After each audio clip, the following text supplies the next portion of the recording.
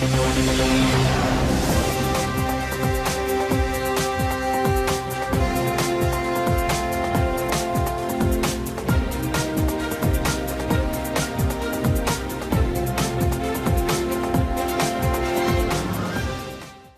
मांगने का रुझान हमारे माशरे में शिद्दत इख्तियार करता जा रहा है। आए रोज सड़कों पर बूढ़े, बच्चे, औरतें और माजूर अफराद गुर्बत के हाथों मजबूर होकर हाथ फैलाने पर मजबूर हैं। हर चौराहे, सड़क और सिग्नल पर भीख मांगने वालों का तांता बना रहता है, जो एक माफिया की शक्ल भी इख्तियार करता जा रहा है। पहले जमाने में गदागरी मजबूर होकर की जाती थी, लेकिन आज गदागरी एक मजबूरी और माजूरी नहीं, बल्कि एक ऐसी तंजीम है जो मुहज़्ज़ब माशरे के जिस्म पर दाग है। हर बादशाह हुकूमत को इस पर तवज्जो देनी चाहिए और इस्लाह की कोशिश करनी चाहिए। पहले जमाने में कोई अपाहिज होता या कोई ऐसा जरूरतमंद होता जिसकी जरूरत अपनी मौज से पूरी ना हो सकती या जिसका कोई माशी वसीला ना होता, तो वो मजबूर होकर भीख मांगता। मगर आजकल भीख मांगने के बहुत से तरीके ईजाद हो गए हैं। कोई इल्तिजा करके मांगता है, कोई फरियाद करके मांगता है, कोई जाली अपाहिज बन जाता है, कोई बेयारो मददगार मुसाफिर बनकर भीख मांगता है, जबकि कोई माली मसाइल का बहाना बनाकर मांगता है। इनमें से ज्यादा 5% लोग ऐसे हैं जो वाकई हकदार होते हैं, जबकि 95% पेशावर लोग होते हैं।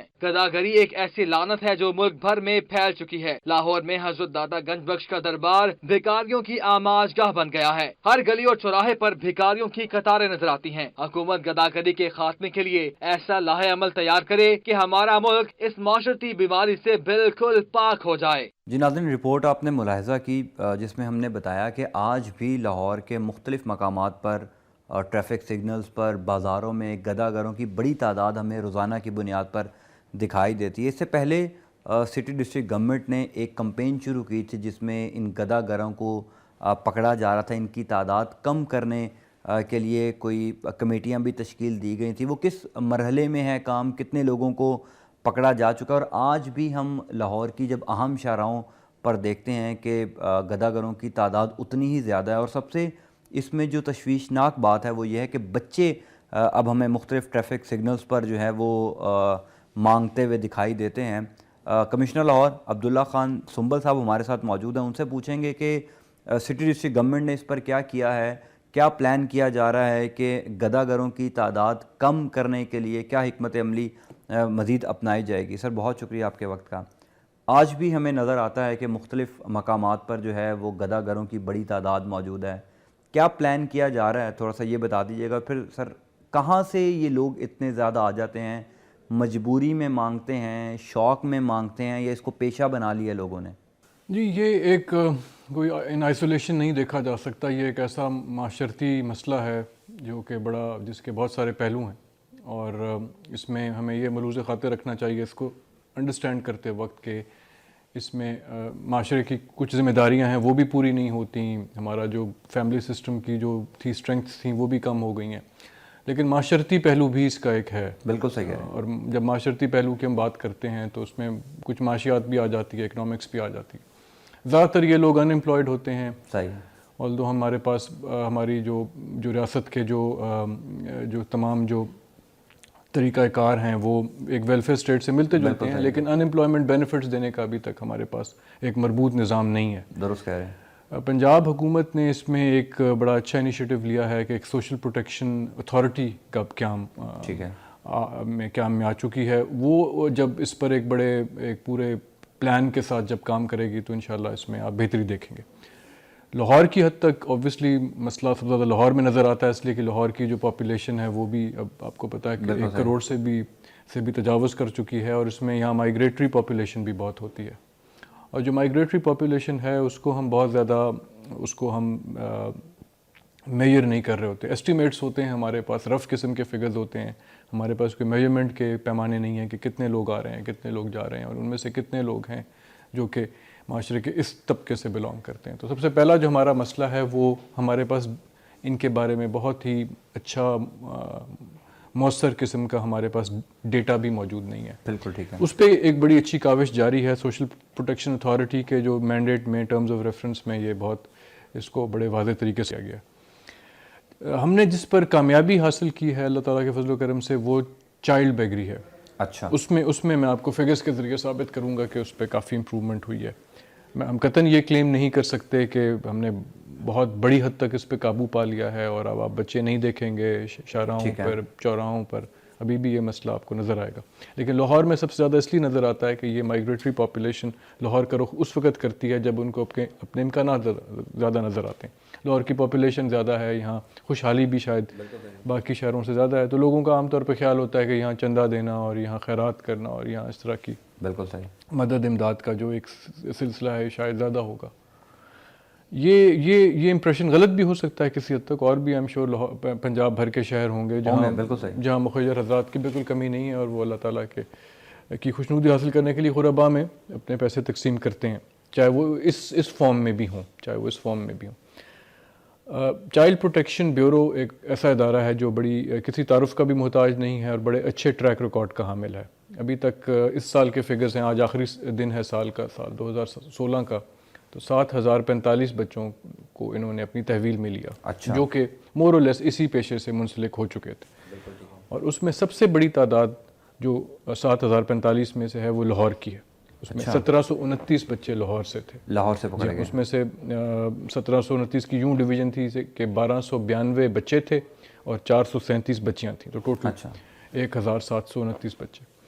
تو بائی فار یہ باقی ڈویژنس کے لحاظ سے آئی تھنک فیصل آباد واز نمبر 2 اور پنڈی جو تھا واز نمبر 3. یعنی ڈویژن یہ پورے ایک ضلع کی ہم بات نہیں کریں، پورے ڈویژن کی بات کریں. لاہور ڈویژن کے 4 اضلاع ہیں، آپ کے علم میں ہے. ان پر بڑی ایک حکمت عملی کے ساتھ کام ہوا ہے. ان کو باقاعدہ فیملی ایک وہ ٹریسنگ ٹیم بھی ہوتی ہے ان کی چائلڈ پروٹیکشن بیورو کی، جو بچے کو جا کے وہاں سے پکڑ کے پھر فیملی کو ٹریس کرتے ہیں، بیک اینڈ پہ کام کرتے ہیں. بچے بعض دفعہ بتانے کے قابل بھی نہیں ہوتے، اتنے نوخیز اور اتنے شعور نہیں رکھتے، ڈرے بھی ہوتے ہیں اور واپس بھی نہیں جانا چاہتے. بعض لوگ ایسے حالات سے، بعض بچے ان حالات سے نکلتے ہیں کہ وہ وہاں واپس بھی نہیں جانا چاہتے، تو ان کو کوئی قسم کی اسائلم کی ضرورت ہوتی ہے. تو یہ ساری ایفرٹ جاری رہتی ہے. اس کو بڑے محتاط ہو کے کرنا ہوتا ہے، اس لیے کہ بچوں کی نفسیات پہ بھی اس کا کوئی ایسا اثر نہ ہو کہ ان کو بالکل کوئی آپ پرزنرز کی طور پہ نہ رکھیں، ان کو ان کی خوشحالی اور ان کے مستقبل کو سامنے رکھتے ہوئے ان کے لیے فیصلے کریں. تو چائلڈ پروٹیکشن بیورو کا جو ایک ایفرٹ ہے وہ بڑا قابل تحسین ہے. ہماری ضلع انتظامیہ چاروں اضلاع کی، لاہور کی خاص طور پر، اس لیے کہ سب زیادہ تو لاہور شہر میں یہ مسئلہ ہے، تو تمام اضلاع کی جو حکومتیں ہیں وہ ان کے ساتھ بہت تعاون کرتی ہیں. میں آپ کو بڑے وثوق سے کہہ سکتا ہوں کہ کم از کم 5 یا 6 میٹنگز تو میں نے پچھلے 3-4 ماہ میں یہاں ڈویژنل آفس میں، کمشنر آفس میں چائلڈ پروٹیکشن بیورو کے ساتھ کی ہیں. ٹھیک ہے. لیکن اس کا قطعاً یہ مطلب نہیں ہے کہ ہم صرف اس مسئلے کو چائلڈ بیگری کے حوالے سے ہی دیکھتے ہیں. اور جیسے آپ نے شروع میں فرمایا، اور بالکل یہ مستند بات ہے، اس کو ڈینائی نہیں کیا جا سکتا کہ ہر عمر کے لوگ، ایون بوڑھے بھی اس میں شامل ہیں، اور بوڑھوں کو دیکھ کے بھی لوگ اس پہ بڑی سمپتھائز کرتے ہیں. اس میں ایک چیز خان صاحب اور ایڈ کر لیجئے گا کہ جو بعض اطلاعات یہ بھی آتی ہیں کہ یہاں بیگری سے ہی کرائم ریشو میں بھی اضافہ ہو رہا ہے. کوئی آپ کے پاس بھی ایسی رپورٹس ہیں کہ لوگ اس چیز کو یوز کرتے ہیں، مطلب آگے کوئی کرائم کرنے کے لیے؟ بالکل امکان ہوتا ہے جی. اور چائلڈ پروٹیکشن بیورو کے ساتھ اس لیے جو ہماری پولیس کی اتھارٹیز ہیں، ضلع انتظامیہ کے علاوہ ہماری پولیس کی اتھارٹیز بھی بڑی کلوزلی کولیبریٹ کرتی ہیں. بالکل اس کا امکان ہے، اور یہ بھی بالکل کوئی ایسے ناجواز الزام نہیں ہوگا یہ کہنا کہ یہ لوگ اس طرف بھی مائل ہوتے ہیں یا ان کو بھی ایسی انڈیوسمنٹس ہوتی ہیں. اگین جیسے میں نے عرض کیا کہ معاشی پہلو بھی ہے اس کا، ٹھیک ہے، معاشرتی بھی ہے تو معاشی بھی ہے. اوبویسلی وہاں ایسی انڈیوسمنٹس ہوتی ہیں، وہ ایسے ایلیمنٹس کے ہاتھ بھی چڑھ جاتے ہیں جو ان کو اس راہ پہ لگا دیتے ہیں.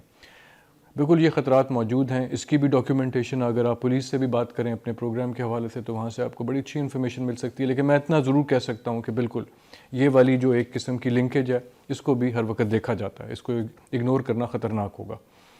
چائلڈ بیگری شاید اتنی یہ نہیں ہے، بچے تو بہت کیونکہ نوخیز ہوتے ہیں، وہ شاید آؤٹ رائٹ کرائم میں تو ملوث نہیں ہوتے، لیکن اوبویسلی وہ بھی ایک قسم کی لیک آف گرومنگ کی وجہ سے اور لیک آف اٹینشن کی وجہ سے اس طرف چلے جاتے ہیں. تو یہ بھی دیکھنا چاہیے، خاص طور پہ جو بچے اپنی ٹین ایج میں ہوتے ہیں ان کو تو خاص طور پہ دیکھتے رہنا چاہیے. لیکن اس سے کم عمر بچوں پر ایک اور قسم کی نگہداشت ضروری ہے. چائلڈ پروٹیکشن بیورو نے تو کامیابی حاصل کر لی، اب ہم بڑوں کا کیا کریں؟ ہمارے پاس کوئی اولڈ ایج ہومز ہیں، اگر ہم بالکل معمر لوگ ہوں، وہاں کسی بالکل مجبوری کی وجہ سے، معاشی مجبوری کی وجہ سے اگر وہاں چلے گئے ہیں، اس طرف چلے گئے ہیں، تو ان کو بھی دیکھنا چاہیے. اولڈ ایج ہومز کی ہمارے پاس کوئی ایسی خاطر خواہ کوئی ایسا نظام نہیں ہے جی. اس پہ کام کرنا چاہیے حکومت. I am sure social protection authority اس پہ کام کرے گی. اس میں ان کی جو مینٹل ہیلتھ ہے اس کو بھی دیکھنا چاہیے، اس لیے کہ جب آپ مینٹل ہیلتھ کے بھی کے حوالے سے بھی اگر آپ کسی تکلیف کا شکار ہوں اور پھر آپ بیگری پہ بھی آمادہ ہو چکے ہوں تو پھر کمپلیکیشن اور بڑھتی ہے. ہیلتھ ڈپارٹمنٹ اس پہ کام کر رہا ہے, آپ کو پتہ ان کا اپنا ایک جیریاٹرکس کا سسٹم ہے کہ جو بوڑھے لوگ ہیں ان کی ہیلتھ کا بھی خیال رکھا جائے. تو میرا حال ہے جیسے میں نے شروع میں عرض کیا کہ یہ ایک بڑا ملٹی ڈائمینشنل ایشو ہے, تو اس کو بالکل صرف سڑکوں تک محدود ہو کے نہیں دیکھنا چاہیے. لیکن چونکہ سڑکوں پہ نظر آتا ہے اس لیے وہ تکلیف دہ ہوتا ہے اور وہ باعث شرم بھی ہوتا ہے حکومت کے لیے, وہ ایک تکلیف دہ بات ہوتی ہے. تو ضلعی انتظامیہ کو بار بار اس پر ایک حکمت عملی کے ساتھ چلنے کے لیے اوبویسلی ہماری بھی کوشش ہونی چاہیے. ہم کہیں کہیں اس میں ناکام بھی ہوئے ہیں, لیکن ابھی میں جیسے آپ کو عرض کیا کہ حال ہی میں ہم نے ان کے ساتھ زیادہ اپنا جو رابطہ ہے وہ اس کو زیادہ بڑھایا ہے. چائلڈ پروٹیکشن بیورو کے ساتھ بھی, سوشل پروٹیکشن اتھارٹی کے ساتھ بھی میرا ذاتی طور پہ ارادہ ہے کہ ان کے ساتھ بھی میٹنگز شروع کرتے ہیں, ان کے ساتھ بھی ایک ایسا رابطہ رکھتے ہیں کہ تاکہ فلو آف انفارمیشن بھی ہو, ہمیں پتہ بھی چلے. بالکل صحیح, اس لیے کہ ڈیٹا ہمارے پاس ابھی تک ضلع کے لیول پہ بالکل نہیں ہے جی. بالکل ٹھیک. تو اگر ایک سینٹرل ڈیٹا بیس سے اگر ہم اس کو ہم ڈس ایگریگیٹ کر لیں ضلعوں کے لیول پہ تو ہمارا کام شاید تھوڑا سا اچھا. اس میں ایک چیز یہ ایڈ کر لیجیے گا, جیسے آپ نے خود کہا کہ لوگ جو گداگر ہیں وہ زیادہ تر رخ جو ہے وہ لاہور کا کرتے ہیں, جو اس کی ملٹی ڈائمینشنل ہو سکتی ہیں وجوہات کے. ایک تو لوگ زیادہ پیسے دے دیتے ہیں, آپ سگنل پہ کھڑے ہوں, پوش ایریاز میں کھڑے ہوں تو ہر گاڑی والا پیسے دے دیتا ہے. پھر کئی دفعہ ایسا بھی ہوتا ہے کہ جو حقدار نہیں ہوتا اس کو بھی پیسے چلے جاتے ہیں. آپ سمجھتے ہیں کہ کوئی اویئرنیس کمپین ہونی چاہیے ہمارے ہاں لوگوں کو اویئر کرنے کے لیے کہ اگر آپ کسی بچے کو دیکھیں ٹریفک سگنل پر, بازار میں کسی بوڑھے کو دیکھیں تو اس کو ایسے پیسے نہ دیں, وہ غلط استعمال بھی ہو سکتے ہیں. کوئی awareness campaign city district government یا آپ پلان کرتے ہیں کہ لوگوں کو اویئر کرنے کے لیے؟ نہیں بالکل, بہت ہی یہ اچھا سوال ہے جی, اور بڑا بالکل بجا سوال ہے. دیکھیں جو بھی آپ معاشرتی کوئی برائی ہے اس کا حل بغیر اویئرنیس کیمپین کے, بغیر بیہیویئر چینج کمیونیکیشن کے کر ہی نہیں سکتے. آپ نے دیکھا ہوگا, آپ خود میڈیا سے منسلک ہیں, آپ نے دیکھا ہوگا کہ جب یہ ہم نے جو یہ ہمارے بھٹوں پہ جو بچے کام کرتے ہیں, برک کلنز پہ کام کرتے ہیں, ان کے خلاف جو سب سے افیکٹو کارروائی ہوئی پنجاب میں ہے, جس کو انٹرنیشنل لیبر آرگنائزیشن نے بھی اکنالج کیا ہے کہ اچھی چیز ہے. اس میں آپ دیکھیں اگر آپ کو یاد ہو, اور بہت ہی بھی وہ بہت ہی پچھلے چند ماہ کی بات ہے, بہت پرانی بات نہیں ہے. تو اگر آپ اس کو ملاحظہ کریں تو اس کے فیکٹس اینڈ فگرز, اور اس میں ہم نے خود دیکھا کہ وزیر اعلیٰ پنجاب نے جا کر خود بھی نکلے, وہ خود نکلے وزیر اعلیٰ صاحب نے جا کے سرپرائز چیکس بھی کیے. جن اضلاع نے یہ کلیم کیا تھا کہ انہوں نے اس پہ قابو پا لیا, وہ وہاں 2 سے 3 دفعہ گئے اور اچانک ہیلی کاپٹر سے اتر کے یا گاڑی سے اتر کے کسی بھی بھٹے کو دیکھ کے وہاں پہنچ جاتے تھے. تو اس کا بھی ایک اچھا امپیکٹ ہوتا ہے. ساروں نے اس پہ کام کیا ہے. میں لاہور ڈویژن کی حد تک آپ کو بالکل بتا سکتا ہوں کہ ہمارے بڑے اچھے فگرز تھے, لیکن سب سے جو اہم بات ہے کہ اس کو جو بیک اپ ملی تھی, جو سپورٹ ملی تھی, وہ میڈیا کیمپین سے ملی تھی, اویئرنیس کیمپین سے ملی تھی, جو پرنٹ اور الیکٹرانک میڈیا دونوں میں دی گئی تھی. تو اس کے بغیر تو آج کل کے زمانے میں جہاں آپ کو پتہ ہے کہ ہر چیز, ہر شخص کی پہنچ ہے ٹی وی چینلز تک, کوئی اتنا مشکل کام نہیں ہے, اتنی مہنگی تفریح یہ نہیں رہی. بالکل صحیح. تو لوگ اب تھوڑا بہت ان کو احساس ذمہ داری بھی دلایا جا سکتا ہے, اور اس طرح دینے والے کو بھی, جو ان کو جو آرمز دیتے ہیں, جو ان کو کوئی خیرات دیتے ہیں, ان کو بھی ایک قسم کی تنبیہ کہہ لیں یا ان کو تھوڑا سا کوشن کرنا ضروری ہے کہ وہ یہ پیسے جس کو دے رہے ہیں وہ غلط بالکل ٹھیک ہے اس پہ استعمال ہو سکتا ہے, اور ایسے لوگوں کو دے سکتے ہیں جو کہ بالکل اینٹی سوشل ایلیمنٹس میں کاؤنٹ ہوتے ہیں. تو ان کو نہیں دینا چاہیے. یہ بڑی اہم بات ہے, اس پہ بالکل کام کرنا چاہیے. یہ کہنا کافی نہیں ہوگا کہ یہ بھی سوشل پروٹیکشن اتھارٹی کا مینڈیٹ ہے تو وہی کریں. آئی تھنک یہ اضلاع کو بھی پہلے ڈویژنل اتھارٹیز کو اس کا نوٹس لینا چاہیے, پھر ضلعوں میں جا کے یہ بات ہونی چاہیے. ہمارا کام اتنا پھیلا ہوتا ہے کہ ہمارے پاس اتنا زیادہ کام ہوتا ہے, اتنا مینڈیٹ ہمارا اتنا وسیع اور پھیل چکا ہے کہ ہم بعض دفعہ ان کی طرف توجہ نہیں دیتے. لیکن بالکل ہمیں یہ احساس ذمہ داری ہونا چاہیے کہ یہ ہمارا ہی کام ہے, اور اس کو ڈینائی کرنا بہت بری بات ہوگی, اور مستقبل میں اور زیادہ اس میں پرابلمز اور سنجیدہ نوعیت اختیار کر جائیں گی. تو کوشش یہی ہونی چاہیے کہ جب یہ ایک دفعہ رجسٹر کر لیا گیا ہے ایز اے پرابلم تو اس پہ کام بھی کریں. بالکل صحیح. ان شاء اللہ تعالیٰ بالکل یہ ہم اس پہ کام کریں گے.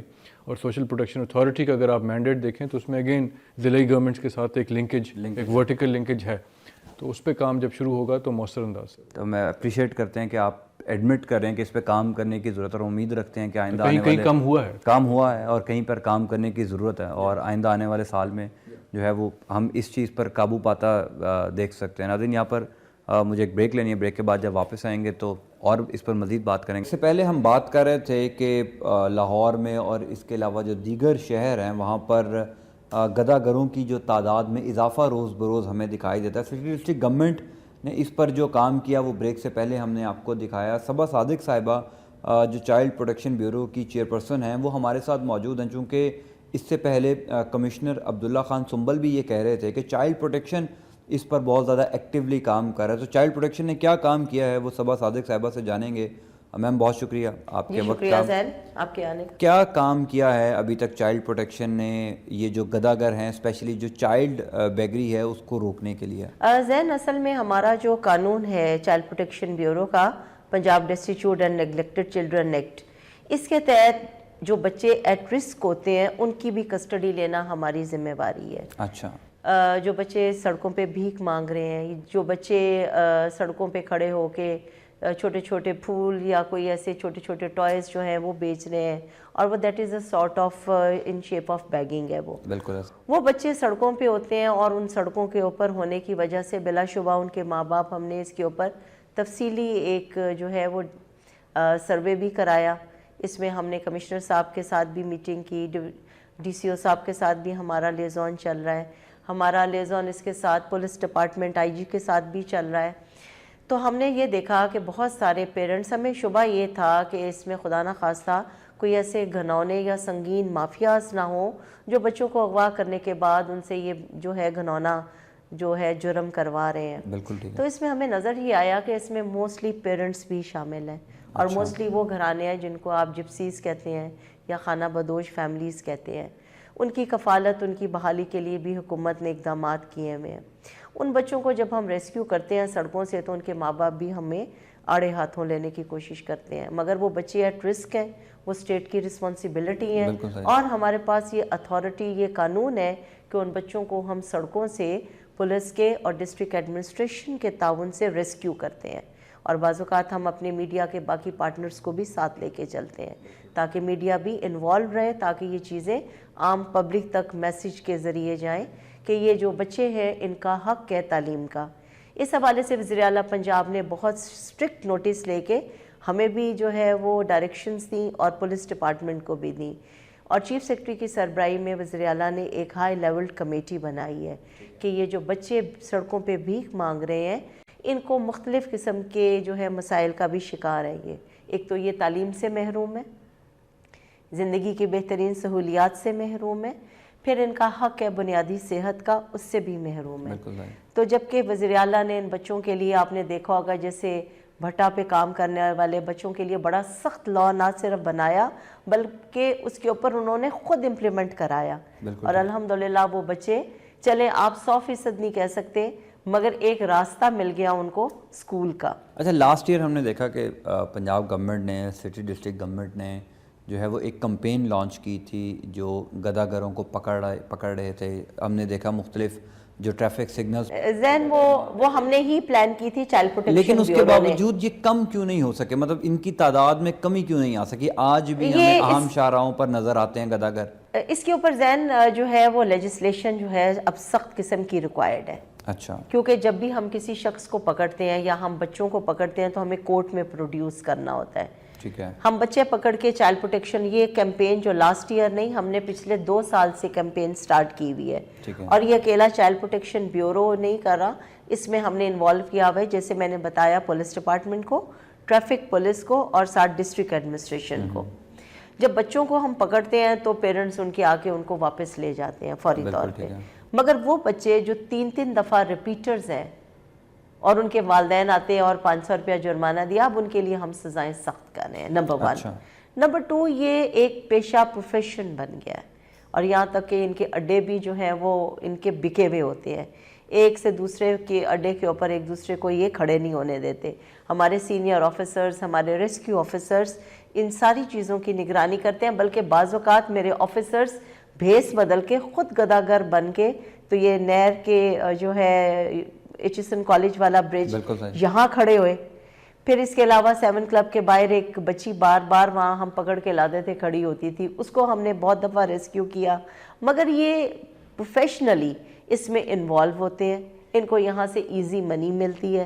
آپ دیکھتے ہیں کہ بچے تو بچے، بزرگ تو بزرگ، ہٹے کٹے نوجوان اور خواتین بھی وہاں کھڑی ہوتی ہیں. بالکل صحیح. اور اس کی آڑ میں ہمیں شبہ ہوتا ہے کہ کوئی نہ کوئی اور جرم بھی، جس میں سیکشول ابیوز ہے، جس میں نارکوٹکس ہے، جس میں پک پاکٹنگ ہے، یہ ساری چیزیں پھر جرائم کی طرف لے کے جاتی ہیں. تو چیف منسٹر کا بڑا سخت، شہباز شریف صاحب کی 3 میٹنگز میں نے خود اٹینڈ کی ہیں، ان کا بڑا سخت کنسرن تھا اس حوالے سے کہ یہ فوری طور پہ جو بیگرز ہیں ان کی ریہیبلیٹیشن کی جائے. اگر یہ لوگ مستحق ہیں تو ان کو ایسے روزگار کے مواقع حکومت فراہم کرے گی جس کی وجہ سے ان کے معاشی حالات بہتر ہوں. نہیں، یہ جو آپ نے ابھی ریہیبلیٹیشن کی بات کی، کیا ہمارے ہاں کوئی ایسا میکنزم، کوئی ایسا سسٹم بنا ہوا ہے کہ اگر آپ کسی بچے کو، کسی گداگر کو ریسکیو کرتے ہیں پھر اس کی ایسی کاؤنسلنگ کی جائے کہ وہ دوبارہ مانگنے پر مجبور نہ ہو؟ اس ذہن الحمدللہ میں بڑے وثوق کے ساتھ یہ بات کہتی ہوں کہ ہم نے یہ ریہیبلیٹیشن کا کام سٹارٹ کیا ہوا ہے پچھلے 3 سال سے. جب میں نے یہ جوائن کیا، مجھے یہ ذمہ داری میرے لیڈرز نے دی، تو میں نے دیکھا یہاں ریہیبلیٹیشن کا کوئی سیٹ اپ نہیں تھا. تو میں نے فوری طور پہ چیف منسٹر سے ریکویسٹ کی اور انہوں نے اس کو گریشیسلی اپروو کیا اور یہاں ٹیکنیکل سینٹر ہمارے قائم ہو گیا ہے. وہ بچے جو سڑکوں پہ بھیک مانگتے ہیں، وہ بچے جو آرفنز ہیں، اور ان کی سائیکولوجیکل کاؤنسلنگ اور ان کی برین کی جو ہے مینٹل لیول کو جو ہیلدی سائڈ کی طرف لانے کے لیے ہماری سائیکولوجیکل ٹیمز ہیں. نمبر 1 ہماری کاؤنسلنگ کا پورا میکنزم ہے. اور پھر اس کے بعد ان بچوں کو اگر ہم رکھ لیتے ہیں کورٹ سے استدعا کر کے کہ ان کے والدین ان کا مستقبل برباد کر رہے ہیں، تو بہت سارے ایسے بچے آپ کو ہمارے لاہور بیورو میں اور گجرانوالہ میں نظر آئیں گے جن کو ہم نے کورٹ سے ریکویسٹ کر کے اپنے پاس رکھ لیا ہے. اچھا. ان کی اب ہم تعلیم کے لیے یہ بہت آسانی ہوتی ہے. اور گھروں سے بھاگے ہوئے بچے، داتا صاحب کی سراؤنڈنگ یا لاری اڈا یا آپ ایسے پبلک پلیسز پہ جائیں، آپ کو بے شمار بچے ملیں گے جو بھیک مانگ رہے ہیں. ایزی اویلیبلٹی ہے کھانے کی، سونے کی، رہنے کی، لائیولی ہوڈ مل جاتا ہے انہیں، تو اس لیے وہ بھیک مانگتے ہیں. نمبر 2 ان کے ماں باپ کا پیشہ ہوتا ہے. آپ دیکھیں گے کہ ایک چوک میں باپ کھڑا ہے دور اور ماں دوسرے چوک میں کھڑی ہے اور بچے ساتھ چھوٹے چھوٹے بھیک مانگ رہے ہیں. آپ ایک بچے کو پکڑیں اور اس سے پوچھیں تو وہ سارا ان کا غول کا غول اکٹھا ہو جاتا ہے. دوسرا یہ ہے. تیسری وجہ جو ہوتی ہے وہ ہوتی ہے کہ بچوں کو زبردستی بائی فورس جو ہے بیگنگ کی طرف لایا جاتا ہے. اس میں ان کے ایلیمنٹس ماں باپ بھی ہوتے ہیں یا پھر کوئی ایسے عناصر بھی ہوتے ہیں جو معاشی طور پہ، معاشرتی طور پہ انہیں استعمال کرتے ہیں. تو یہ تینوں چیزیں آئیڈینٹیفائی کرنے کے لیے ہم نے اسپیشل برانچ کے ساتھ پولیس کے بھی میٹنگز کی ہیں، کیونکہ ہمارے لیے یہ ایکسیس مشکل تھی کہ آج بچہ ہم پکڑ کے لاتے ہیں یا ریسکیو کرتے ہیں، اس کو اپنے پاس رکھتے ہیں اور پھر 1 ہفتے بعد وہ بچہ دوبارہ سڑک پہ ہمیں نظر آتا ہے، تو کیا وجہ ہے؟ تو اسپیشل برانچ ہمیں اس معاملے میں اسسٹ کر رہی ہے. پولیس کی انٹیلیجنس ایجنسی سے ہم پتہ کر رہے ہیں کہ اس چیز کو یہ روک تھام کے لیے کہ کوئی مافیا تو نہیں، اور اگر مافیا تو اس کو پھر قانون کی گرفت میں آنا چاہیے. آپ کے خیال میں کوئی مافیا ہے جو یا لاہور یا دیگر شہروں میں کام کر رہا ہے، باقاعدہ بچوں کو ٹرین کرتے ہیں مانگنے کے لیے؟ مافیا تو اب میں اس نتیجے پہ پہنچی ہوں کہ ماں باپ موسٹلی اور لائکلی ماں باپ ہی مافیا بن چکے ہوئے ہیں. ٹھیک ہے. سب سے پہلے ماں باپ کی ذمہ داری ہے. وہ بچے جو ماں باپ سے جدا ہو گئے ہیں وہ تو مافیاز کے ہاتھ چڑھ جاتے ہیں، مگر ماں باپ کی جو ہے کاؤنسلنگ، اور آپ یقین کریں کہ کینٹونمنٹ اور ڈیفنس کے علاقے سے پکڑے ہوئے بچوں کو جب ہماری کورٹ میں پیش کیا گیا تو میں ان بچوں سے اور ماں باپ سے ملی اور میں نے پھر ان ماں باپ کی کاؤنسلنگ خود کی اور ان ماں باپ نے ایگری کیا کہ واقعی ہم بچوں کی زندگی برباد کر رہے ہیں. تو انہوں نے اپنے بچے ہمارے پاس کچھ عرصے کے لیے چھوڑنے کے لیے رضامندی بھی ظاہر کی. تو ان ماں باپ کی کاؤنسلنگ اور ان کو بھی سمجھانے کی جو ہے اور اویئرنیس کی ضرورت ہے. اچھا، ایک بڑا اس میں امپورٹنٹ پوائنٹ ہے، آئی ایم شیور اس میں ہم ریلیجیس پوائنٹ آف ویو بھی ایڈ کریں گے.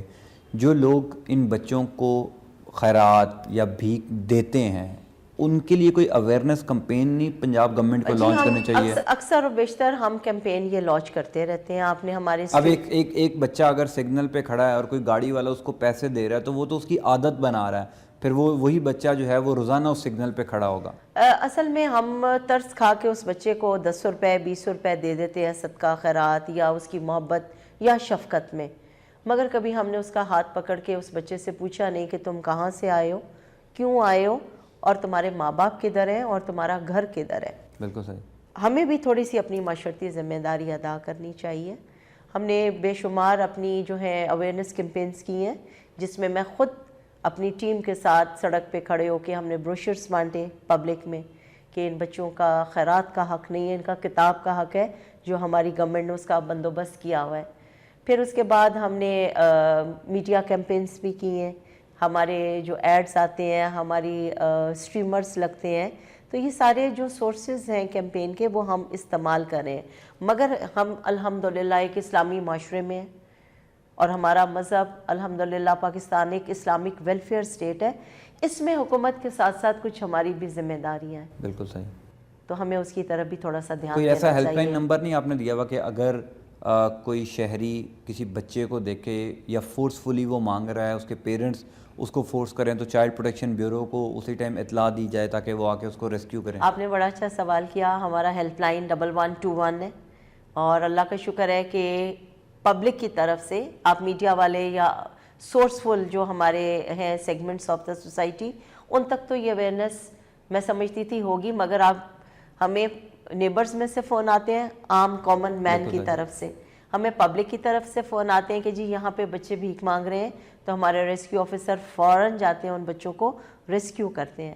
ہمیں نیبرز سے فون آتے ہیں جی ساتھ والے گھر میں ایک بچہ ہے، ابھی اس پروگرام کے شروع ہونے سے پہلے آپ کو جو میں نے تصویر دکھائی وہ اس ڈومیسٹک ورکر 10 سالہ بچے کو جس بری طرح مارا تھا چبرجی کے علاقے سے، تو ہمیں فقط ایک شہری نے بطور ہمسائے ریسکیو کال کی، 1121 ہیلپ لائن کال ہے ہماری، تو ہم نے فوراً اس بچے کو جا کے ریسکیو کیا، اور اللہ کا شکر ہے کہ میرے officers, I am proud of my team, کہ جو بے لوس ہو کے ان بچوں کے لیے سہولیات اور ان کی زندگی بچانے کے لیے کام کر رہے ہیں۔ آخری سوال ہے، 3 سال ہو گئے آپ نے کہا کہ آپ نے یہ کمپین لانچ کی ہوئی ہے، کتنا عرصہ آپ کو لگتا ہے اور لگے گا؟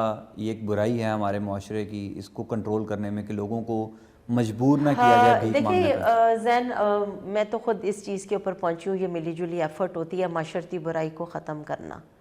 معاشرہ چاہے کتنا ہی ترقی یافتہ کیوں نہ ہو، حکومتیں کتنی ہی مضبوط کیوں نہ ہو، جب تک تمام معاشرے کے طبقات اور سیگمنٹس آف دا سوسائٹی اس کو مل جل کے ختم کرنے کے لیے اپنا مدد اور ہاتھ نہ بڑھائیں، اس وقت تک آپ کامیاب۔ بچوں کا معاملہ بہت سینسیٹیو معاملہ ہے، لیکن چائلڈ پروٹیکشن بیورو کو بھی ذرا اپنا کام چائلڈ کرنا ہے۔ پروٹیکشن بیورو ایک حکومت کا ادارہ ہے، وزیر اعلیٰ کی بہت توجہ ہے اس ادارے پہ، اور توجہ ہونے کی وجہ سے ہماری سینٹرلائزڈ ہیلپ لائن ہے، اور ذمہ داری بھی ہے، اور ہماری ذمہ داری بھی ہے، اور کانسٹیٹیوشن بھی ہمیں یہی جو ہے حکم دیتا ہے کہ ہم بطور گورنمنٹ، بطور اسٹیٹ رسپانسبلٹی اپنا فرض ادا کریں، اور وہ ہم فرض ادا کرنے کی کوشش کر رہے ہیں، مگر کہیں نہ کہیں کمی کوتاہی ہے، مگر اس کے ساتھ ساتھ معاشرتی ذمہ داری بھی ہے، ہر شخص پر، ہر شہری کی معاشرتی ذمہ داری ہے، خواہ وہ عورت ہے یا مرد ہے یا بچے ہیں۔ بچوں کے ذہنوں میں بھی یہ بات ڈالنی چاہیے کہ اپنے ساتھ ایک بچہ جو غریب کھڑا ہے اس کا بھی ہاتھ پکڑ کے ہمیں ساتھ چلنا ہے، تبھی ہم ایک بہت بڑے معاشرتی ایشو کو جو ہے کور اپ کر سکیں اور گے۔ تبھی ہم ایک مضبوط معاشرہ بھی بنا سکتے ہیں۔ ہمیں اس کے ساتھ ساتھ ہم قانون بھی بنا رہے ہیں،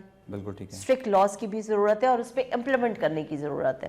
اس کے لیے جوڈیشری کو بھی ہم کوشش کر رہے ہیں کہ ہم سینسٹائز طریقے کے ساتھ اور اسپیشل طریقے کے ساتھ لے کے چلیں، جس کے لیے اسپیشل کورٹس اور اسپیشل لاز جو ہے وہ ہونے ضروری ہیں۔ بہت شکریہ میم۔ ناظرین، یہاں پر religious point of view add کریں گے، یہاں پر ایک بریک لینی ہے مجھے، بریک کے بعد جب واپس آئیں گے تو کیا ان بچوں کو بھیک دینا ثواب کا کام ہے؟ کیونکہ عام لوگوں میں یہ تاثر ہے کہ اگر کوئی شخص سگنل پہ کھڑے ہوئے کسی بچے کو بھیک دے رہا ہے، پیسے دے رہا ہے، تو وہ صدقہ خیرات کے نام پر دے رہا ہے، لیکن کیا ہم ان بچوں کی زندگی بنا رہے ہیں یا ان کو مزید برائی کی طرف دھکیل رہے ہیں؟ ہم نے آپ کو بتایا کہ حکومتی سطح پر اور ضلعی انتظامیہ کی سطح پر یہ جو گدہ گری ہے اس کو روکنے کے لیے کیا اقدامات کیے گئے ہیں۔ دعوے حکومت نے پہلے بھی بہت زیادہ کیے تھے کہ ہم نے اسپیشل ٹیمیں تشکیل دی ہیں، اور سب سے امپورٹنٹ جو چائلڈ بیگرز ہیں، جو بچے ہمیں اکثر لاہور کی اور بڑے شہروں کے ٹریفک سگنل بازاروں میں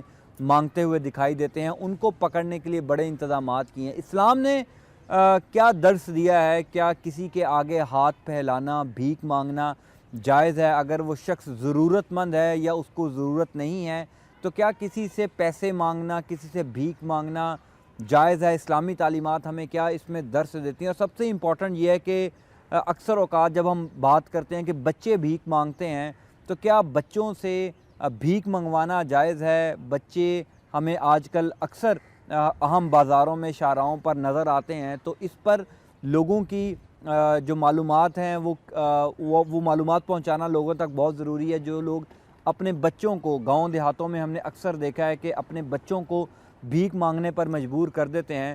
شاہد عبید صاحب ہمارے ساتھ موجود ہیں. مفتی صاحب بہت شکریہ آپ کے وقت کا. سر یہ بتائیے گا کہ اکثر ہم دیکھتے ہیں کہ ہمیں بوڑھے بچے عورتیں اہم شاہراہوں پر سڑکوں پر بھیک مانگتے ہوئے دکھائی دیتے ہیں. وہ ضرورت مند ہوں یا ضرورت مند نہ ہوں, اسلامی تعلیمات کیا ہیں؟ اسلام نے کیا درس دیا ہے؟ کیا بھیک مانگنا جائز ہے؟ نحمدہ ونصلی علی رسولہ النبی الکریم اما بعد. سب سے پہلے میں آپ کا بہت شکریہ ادا کرتا ہوں کہ آپ نے اس اہم موضوع پر مجھے یاد کیا. بات یہ ہے, ہمارے لیے نمونہ نبی صلی اللہ علیہ وسلم کی ذات, صحابہ کرام رضوان اللہ تعالی علیہم اجمعین کی ذات مبارکہ ہے. قرآن مجید کی آیت ہے کہ صحابہ کی یہ حالت تھی, گھروں میں فاقے تھے, کھانے کے لیے کچھ ہوتا نہیں تھا. حضور صلی اللہ علیہ وسلم کے دور میں ظاہر ہے بہت زیادہ تنگ دستی تھی. تو اب صورتحال کیا ہوتی تھی؟ اللہ ان کی شان بیان فرماتے ہوئے فرماتے ہیں یحسبہم الجاہل اغنیاء من التعفف. دیکھنے والا یہ سمجھتا تھا کہ یہ تو بڑے امیر ہیں, یہ تو بڑے کھاتے پیتے لوگ ہیں, حالانکہ گھروں کے اندر فاقے ہوتے تھے. اس کی وجہ کیا تھی؟ لا یسألون الناس الحافا. وہ لوگوں سے چمڑ چمڑ کر سوال نہیں کیا کرتے تھے, یار میرے پاس کھانے کے لیے کچھ نہیں, یار مجھے دے دو, میں بھوکا مر رہا ہوں, ہماری اتنی ضرورت ہے. وہ ایسا نہیں کیا کرتے تھے, بلکہ لوگوں کو ادھر ادھر سے جب پتہ چلتا تھا وہ جا کر پھر ان کی خدمت کر لیتے تھے. حضور صلی اللہ علیہ وسلم کے پاس ایک صحابی آئے اور کہنے لگے کہ میرے حالات اس طرح کے چل رہے ہیں. ظاہر آپ نبی تھے, آپ کے سامنے وہ ہر چیز رکھتے تھے, یہ چیز بھی رکھی. حضور نے فرمایا گھر میں کیا ہے؟ کچھ بھی نہیں ہے, ایک کمبل ہے جو اوپر لے لیتا ہوں, ایک پیالہ ہے جس میں ڈال کر پی لیتا ہوں. حضور نے فرمایا میرے پر لے کر آؤ. پھر اس کی نیلامی ہوئی. اچھا. نیلامی نہیں ہوتی جیسے, پھر جس نے مہنگا لیا تھا اس کو فروخت کر دیا گیا. حضور نے فرمایا اس سے جاؤ, جیسے کلہڑی نہیں ہوتی اس طرح کی چیز لے لو اور جا کر لکڑیاں کاٹو اور جا کر خرید و فروخت کرو اور کھاؤ پیو. یہ نہیں فرمایا کہ اپنے ہاتھ پاؤں توڑ کر گھر میں بیٹھ جاؤ یا ادھر بھیک مانگنا شروع کر دو, لوگوں کے سامنے جھولیاں پھیلانا شروع کر دو. نہ, حضور صلی اللہ علیہ وسلم کی تعلیم ہے اوپر والا ہاتھ یعنی دینے والا ہاتھ بہتر ہے لینے سے. تو بندے کو دینے والا ہونا چاہیے, لینے والا نہیں ہونا چاہیے.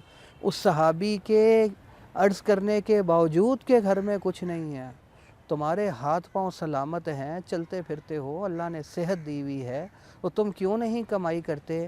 وہ پیالہ اور وہ جو ان کا کمبل تھا بکوایا, ان پیسوں کا کہا تم کلہاڑا لو اور جا کر جنگل کے اندر جاؤ, لکڑیاں کاٹو, لکڑیاں فروخت کرو.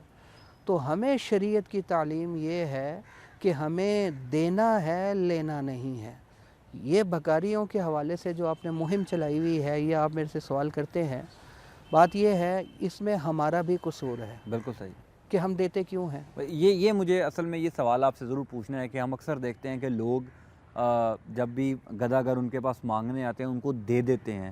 اس پر کیا حکم ہے؟ کیا لوگوں کو دے دینے چاہیے ایسے پیسے؟ کیونکہ اکثر لوگ تو نیک نیتی سے دیتے ہیں, کوئی سڑک پر بچہ, کوئی بزرگ, کوئی خاتون نظر آ گئی, اس کو پیسے دے دیے. لوگ تو نیک نیتی سے دیتے ہیں, کیا دینے چاہیے یہ پیسے؟ یہی میں عرض کرنے لگا ہوں. اگر ہم جیسے ہم دیکھتے ہیں نا ایک صاحب بیٹھے ہوئے مانگ رہے ہیں, ہم یہ دیکھتے ہیں یہ بندہ جو ہے اس کے ہاتھ بھی ٹھیک ہیں, یہ چلتا پھرتا بھی ہے, اللہ نے صحت بھی دی ہوئی ہے. تو اس ایسی صورت میں ہمارا اپنا دل مفتی ہوتا ہے, کیونکہ غیب کا علم تو اللہ کے علاوہ کسی کو بھی نہیں ہے نا. اگر ہمارا ظن غالب یہ ہے کہ یہ بہت ہی بوڑھی خاتون ہے, یہ بیچاری بیمار ہے, یہ بیچاری کمائی کے قابل نہیں ہے, یہ اگر ہم اس کو دیں گے نہیں تو یہ ظاہر ہے اس کا سرکل ہی نہیں چل سکتا, پریشانی ہو سکتی ہے, ہمیں ہماری نیت کا اللہ تعالیٰ اجر دے دیں گے, بھلے پیچھے سے کوئی بھی حالات ہوں, ٹھیک ہے. لیکن ایک بندے کو جب ہم صحت مند دیکھتے ہیں یا ہمیں پتہ ہے کہ ایک بندہ پروفیشنل ہے, اس کو ضرورت نہیں ہے, اس نے پروفیشن بنایا ہوا ہے, ویسے ہی لوگوں سے لیتا ہے, اکٹھے کرتا ہے, تو ایسی صورت میں دینے سے بچنا چاہیے. کیوں؟ ہم اس کو خود معذور کر رہے ہیں کہ تم نے کام نہیں کرنا، عزت کے ساتھ کمائی نہیں کرنی، کیونکہ کسب حلال فرض ہے، حدیث کے اندر آتا ہے بالکل ٹھیک ہے، حلال کمائی کرنا۔ ہم اس کو بٹھا رہے ہیں تم بکاری بن جاؤ اور مانگتے رہو۔ اگر صحت والا ہے، دیکھنے کے بعد ہمارا غالب گمان یہی ہوتا ہے کہ یہ کمائی کر سکتا ہے، ایسے کو دینے سے تو ایوائڈ کرنا چاہیے۔ ٹھیک ہے، اگر کوئی بیمار ہے، اپاہج ہے، بوڑھا ہے، اور ہمارا ذہن یہی کہتا ہے جی کہ اس بیچارے کو ضرورت ہے، کمائی کے قابل نہیں، وہاں ہمیں ہماری نیت کا ثواب مل جائے گا جی۔ بالکل ٹھیک ہے۔ لیکن مفتی صاحب، اکثر لوگ صدقہ دیتے ہیں، خیرات دیتے ہیں، یہ بھی فرما دیجئے گا کہ مطلب وہ لوگوں کو یہ بھیک جو مانگ رہے ہوتے ہیں ان کو دینا صحیح ہے؟ چونکہ انسان کی اپنی تسلی کیسے ہوگی کہ کون حقدار ہے کون حقدار نہیں ہے؟ صدقہ خیرات ان بھکاریوں کو دینا جائز ہے؟ دیکھیں، دو چیزیں ہیں، صدقہ خیرات آپ نے کہا، اور ایک چیز ہے صدقہ نافلہ، نفلی صدقہ، اور ایک ہے صدقہ واجبہ، واجب اور فرض صدقہ۔ بالکل ٹھیک ہے، ٹھیک ہے، فرض اور واجب جو صدقہ ہے، جیسے زکوٰۃ ہو گئی، جیسے فطرانہ ہو گیا، بالکل صحیح، ٹھیک ہے نا، اور جیسے وہ روزوں کا فدیہ ہوگا، نمازوں کا فدیہ ہو گیا، یہ بھی صدقہ ہے، لیکن یہ فرض اور واجب ہے۔ ٹھیک ہے، اور ایک ہے نفلی، دو ثواب ہے نہ دو گناہ نہیں ہے۔ واجب صدقہ جو ہے قرآن مجید میں اللہ تعالیٰ نے اس کے مصرف ذکر کر دیے ہیں ٹھیک ہے، کہ ان کو دے سکتے ہو، ان کے علاوہ نہیں دے سکتے، صحیح ہے، ٹھیک ہے نا۔ جیسے کوئی مقروض ہے، بیچارے کے پاس ہے ہی کچھ نہیں، یا غریب اور یتیم ہے، اس کے پاس سونا چاندی نقدی، کوئی پلاٹ، ضرورت سے زائد سامان، کپڑے وغیرہ ضرورت سے زائد، ایسا نہیں ہے کہ ان سب کو جمع کیا جائے تو وہ تقریباً آج کل کے لحاظ سے 32-33 ہزار روپیہ بن جاتا ہے، 52.5 تولے چاندی کی قیمت، اس کو دے سکتے ہیں۔ زکوٰۃ اور صدقہ واجبہ، اس میں تحقیق کرنی چاہیے، تحقیق کے بعد اگر ہمارا ذہن یہی کہتا ہے تو پھر ہم ان کو دے سکتے ہیں۔ لیکن اگر یہی ایک سوال مفتی میرے صاحب سے چھوٹا سا رہ جی گیا، جی یہی سوال بعض ہاسپٹل والے میرے پاس آئے کہ ہم زکاتیں وصول کرتے ہیں، تو اب ہر بندہ کہتا ہے مجھے ضرورت ہے، تو ہم کیا کریں؟ تو میں نے عرض کیا تھا، دیکھیں شریعت کے اندر سختی نہیں ہے، ہر بندے کو اس کی ہمت کے مطابق مکلف اور پابند بنایا گیا ہے۔ آپ اس سے پوچھیں وہ مسلمان ہے یا نہیں ہے، کیونکہ صدقہ واجبی مسلمان کے علاوہ زکوٰۃ وغیرہ نہیں دے سکتے، نفلی صدقہ دے سکتے ہیں آپ، ٹھیک ہے نا۔ تو آپ اس سے پوچھیں تم مسلمان ہو یا نہیں ہو، پھر اس سے حلفیہ بیان لینا ہے، میرے پاس میں قسم اٹھاتا ہوں سونا نہیں، چاندی نہیں، نقدی نہیں، کوئی پلاٹ نہیں ہے، ضرورت سے زائد سامان اتنا نہیں ہے کہ میں صاحب نصاب بن جاتا ہوں۔ بالکل ٹھیک ہے، جب وہ قسم اٹھا لیتا ہے، کراس کویسچننگ کر لو، آپ کو اندازہ ہو جائے گا، پھر آپ کو تسلی ہو جاتی ہے، آپ کو دینے کا ثواب مل جائے گا۔ وہ جھوٹ بولتا ہے، اس کے لیے لینا حرام ہے، آپ کے لیے دینا نہیں۔ آپ پابند نہیں ہیں، جا کر اس کی الماریاں چیک کریں، اس کے ٹیچی کیس کھولیں، اور دوسری چیزوں کو بھی ذرا جا کر چیک کریں کہ واقعتاً اس کو ضرورت ہے یا نہیں ہے۔ بالکل صحیح ہے، شریعت کہتی ہے آپ نے اس سے تسلی کر لی ہے، آپ کو تسلی ہو گئی ہے، آپ کی زکوٰۃ ادا ہو جائے گی، آپ کا صدقہ واجبی ادا ہو جائے گا۔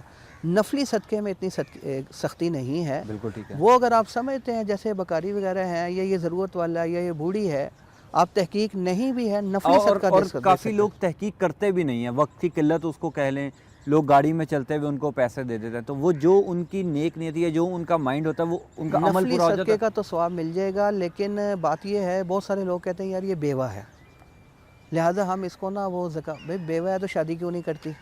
شریعت نے تو کہا ہے نا کہ دوسری شادی کر لو، ہم ان کو کہتے ہیں آپ ایک مشین لے لیں بھائی، سلائی کڑھائی کریں، بالکل صحیح، کوئی دوسرا نظم بنا لیں، کوئی آپ ٹیوشن پڑھانا شروع کر دیں گھر کے اندر بچوں کو۔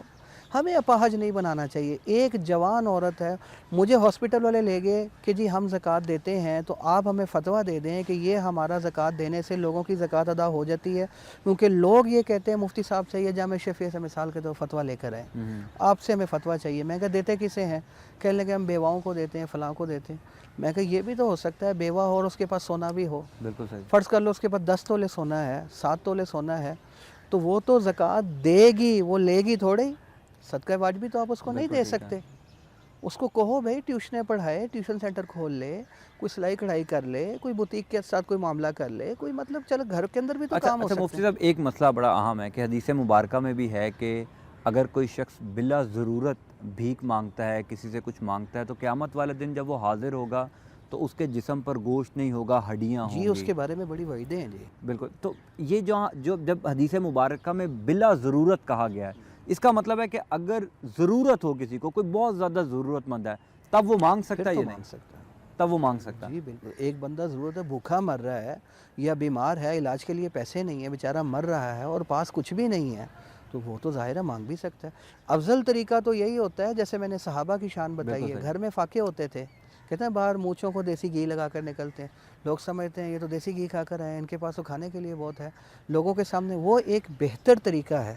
لیکن ایسی صورتحال میں جب ایک دن کا ایک وقت کا کھانا بھی موجود نہیں ہے, اپاہج ہیں, کمائی کے قابل بھی نہیں ہیں, یا بیماری ایسی آ گئی ہے, تو وہ اگر مانگ لیتا ہے تو پھر اس کی تو پھر اجازت ہے. ایک ہمیں اکثر شاہراہوں پر نظر آتا ہے کہ بعض لوگ بھیک مانگنے کے لیے خود کو کسی قسم کی معذوری لاحق کر لیتے ہیں. کوئی اپنا بازو کاٹ لیتا ہے, کوئی ہاتھ کاٹ کے بھیک مانگتا ہے. ان کے لیے کیا احکامات ہیں؟ دیکھیں یہ جو پروفیشنل ہے نا, جیسے یہ راستے میں تو ان کی بات کر رہا ہوں جو گھروں کے اندر ہوتے ہیں, جن کو آپ جانتے ہیں کہ یار یہ واقعی ضرورت مند ہے, اس بیچارے کے پاس یہ جو کہہ رہا ہے یہ بالکل صحیح کہہ رہا ہے, اس کے ساتھ معاملات ایسے ہی ہیں. یہ جو پروفیشنل ہے نا, ان میں ذرا غور کر لینا چاہیے کہ ہم کسی بندے, اب دیکھو چھوٹے چھوٹے بچے بھی انہوں نے بٹھا دیے, خود بھی یہی کام کر رہے ہیں, انہوں نے کہا تو بڑا پروفٹ والا کام ہے. مجھے ایک ساتھی کہنے لگے مفتی صاحب میں نے, وہ ایک فقیر تھا, اس کو ویسے ہی کہہ دیا کہ تمہیں جو تمہاری ضرورت ہے نا 4,000 روپیہ مہینہ میں تمہیں دے دیا کروں گا اور تم اپنی ضرورت پوری کر لو. میں نے ویسے اس سے پوچھنے کے لیے کہا کہ باقی بھیک میں تم سے منگواؤں گا, جہاں میں کہوں گا بیٹھنا ہوگا وہاں تم نے بیٹھنا ہے, وہ سارے پیسے میرے ہوں گے, تو میں 4,000 یا 5,000 مہینہ دیتا رہوں گا. اس نے کہا یہ کچھ بھی نہیں ہے, 50-60 ہزار روپیہ مہینہ کی بات کرو. اچھا, یعنی عام روٹین جو اس نے کہا 60 سے 70 ہزار روپیہ, اس مطلب یہ ہے کہ میں آرام سے یہ کر لیتا ہوں, تو وہ بھلا کیوں محنت کرے گا, وہ کیوں کمائی کرے گا؟ جس کے پاس ایک وقت کا کھانا موجود ہو وہ کھانے کے لیے پیسے نہیں مانگ سکتا. بالکل ایسا ہی ہے. البتہ مقروض ہے, قرضے کی بھی ضرورت ہے, وہ کر سکتا ہے, یا بیمار ہے, علاج مہنگا ہے, اس کے لیے کہہ سکتا ہے. تو ہمیں خود دیکھنا ہے, یہ جو پروفیشنل ہیں ان کی تو حوصلہ شکنی ہونی چاہیے جی. ہاں جن کو ہم جانتے ہیں کہ یہ بیچارے ضرورت والے ہیں, زیادہ باہر بھی نہیں نکلتے, اور یہ جو کہہ رہے ہیں ہمیں تحقیق ہے کہ یہ بات صحیح ہے, ہمیں ان کی طرف توجہ کرنی چاہیے اور ان کی ذرا حوصلہ شکنی ہونی چاہیے. اچھا, دیکھا گیا ہے کہ بعض لوگ فورسفلی بھی جو ہے وہ اپنے بچوں کو, اپنے گھر والوں کو بھیک منگواتے ہیں. ان کے لیے کیا کماتا ہے؟ ہم اکثر ٹریفک سگنلز یا بازاروں میں دیکھتے ہیں کہ بچوں سے اگر ملاقات ہو, ان سے کچھ سوال و جواب کریں تو وہ کہتے ہیں کہ میرے باپ نے کہا تھا کہ بھیک مانگو, میری ماں نے کہا تھا بھیک مانگو. تو یہ زبردستی بھیک منگوانے والا رجحان ہے, اس پر آپ کیا کہیں؟ یہ تو شریعت کے لحاظ سے بالکل آپ نے جیسے بھی بات کہی بالکل صحیح بات ہے. بلا ضرورت مانگنا یہ ناجائز ہے, حرام ہے, گناہ ہے. پھر ظاہر ہے جھوٹ بولتے ہیں نا, ہمارے پاس کچھ بھی نہیں ہے, جھوٹ بولنا بھی گناہ ہے, اگلے کو دھوکہ دیتے ہیں وہ بھی گناہ اور حرام ہے.